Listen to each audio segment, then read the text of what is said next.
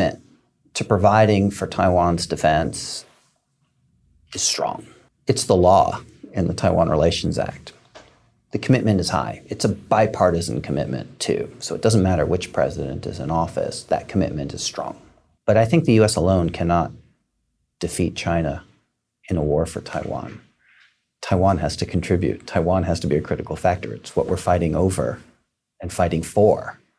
So I think Taiwan's military investments, its civilian investments, its society's investments have to consider all those phases of conflict. Is the U.S. going to come to Taiwan's defense, and what would that look like?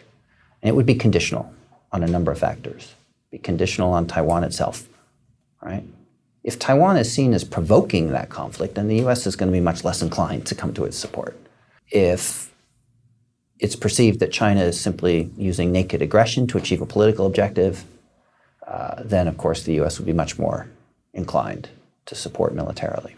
Similarly, if Taiwan doesn't invest enough or in the right way to enable their own military to be effective through all the phases of a conflict, then that would be a condition that would hamper U.S. intervention, right? There has to be a functioning military on the ground for the U.S. to come support, right? It's not like the U.S. is just going to set up a cordon around Taiwan and take it over, right?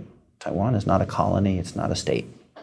So they have to defend themselves. And if Taiwan doesn't do that, then it's impossible for the U.S. to come to their defense. That's why Taiwan's self-defense is so critical.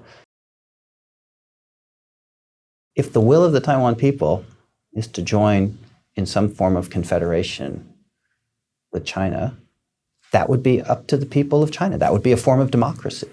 The U.S. couldn't stop it, not morally and probably not practically either. The U.S. policy position is absolutely clear, and it's the God's honest truth.